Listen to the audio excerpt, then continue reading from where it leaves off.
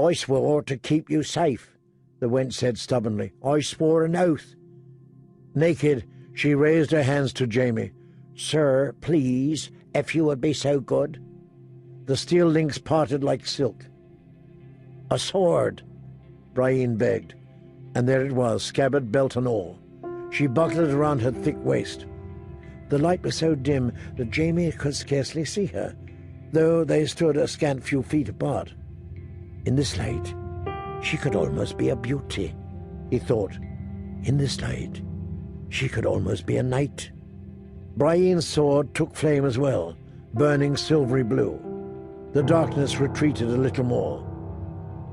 "The flames will burn so long as you live," he heard Circe call.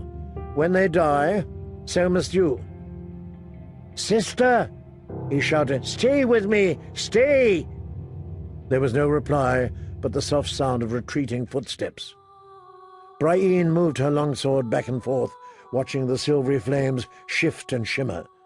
Beneath her feet, a reflection of the burning blade shone on the surface of the flat black water.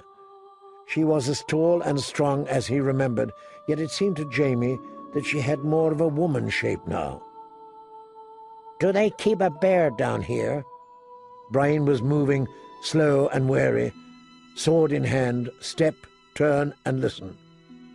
Each step made a little splash. "A cave lion? Dire wolves? Some bear? Tell me, Jaimes, what lives here? What lives in the darkness?" Doom. No bear, he knew. No lion.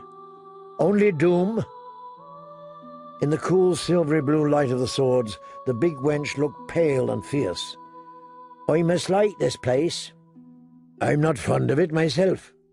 Their blades made a little island of light, but all around them stretched a sea of darkness unending. "My feet are wet." "We could go back the way they brought us. If you climbed on my shoulders, you'd have no trouble reaching that tunnel mouth." Then I could follow Circe. He could feel himself growing hard at the thought, and turned away so Brian would not see. "Listen." She put a hand on his shoulder, and he trembled at the sudden touch. "She's warm." "Something comes." Brian lifted her sword to point off to his left. "There." He peered into the gloom until he saw it too. Something was moving through the darkness, but he could not quite make it out. A man on a horse. No, two. Two riders side by side. Down here, beneath the rock, it made no sense. Yet there came two riders on pale horses, men and mounts both armoured. The destriers emerged from the blackness at a slow walk. They make no sound, Jaimes realized. No splashing, no clink of mail, no clop of hoof. He remembered Eddard Stark riding the length of Ares' throne room, wrapped in silence. Only his eyes had spoken, a lord's eyes, cold and grey and full of judgment. "Is it you, Stark?" Jaimes called. "Come ahead. I never feared you living. I do not fear you dead." Brian touched his arm. "There are more." He saw them too.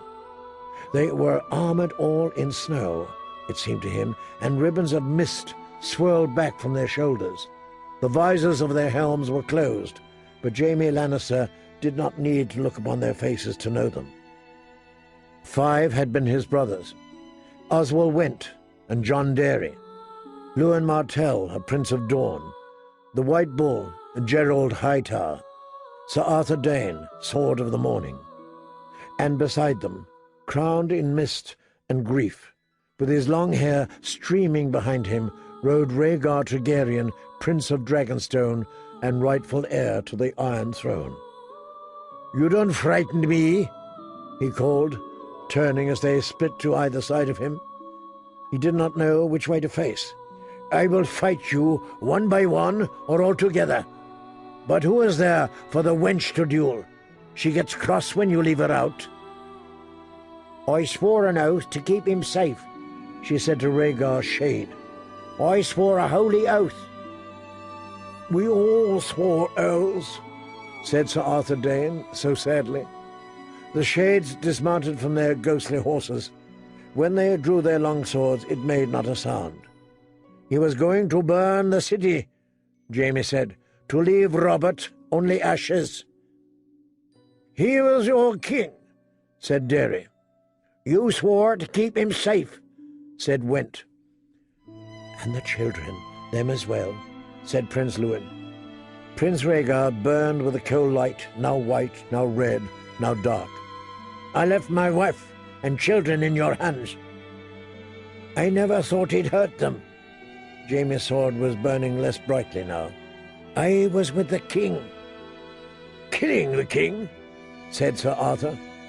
"Cutting his throat," said Prince Lewin. "The king you had sworn to die for," said the White Bull.